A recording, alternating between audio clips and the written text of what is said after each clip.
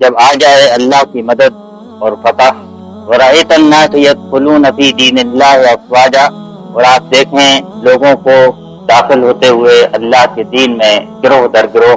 فَسَبِّحْ بِحَمْدِ رَبِّكَ وَاسْتَغْفِرْ، تو آپ تسبیح کریں اپنے رب کی حمد کے ساتھ اور اس سے مغفرت مانگیں۔ إِنَّهُ كَانَ تَوَّابًا، بے شک وہ بڑا معاف کرنے والا ہے۔ یہ چھوٹی سی سورت بھی سورتوں کے اس سلسلے میں ایک سورت ہے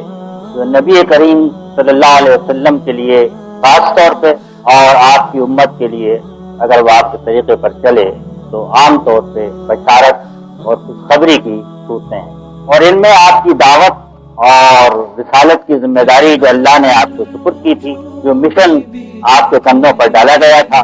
اس کے مکمل ہونے کے مراحل کا ذکر کیا گیا ہے۔ اس میں اس مشن کی دعوت کا بھی ذکر ہے، توحید اور شرک کا بھی بیان ہے، کفار سے اور جھوٹے معبودوں سے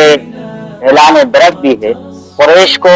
صرف اللہ کی بندگی کی دعوت بھی ہے، جو احسانات اللہ نے مکے والوں پر قریش پر کیے، اصحاب فیل کو شکست دے کے اور ان کو دنیا بھر سے فہم پہنچا کے، ان کا بھی ذکر ہے۔ لیکن بحث مجموعی یہ سورت اللہ نے اپنے رسول صلی اللہ علیہ وسلم اور ان کی امت کے لیے خوشخبری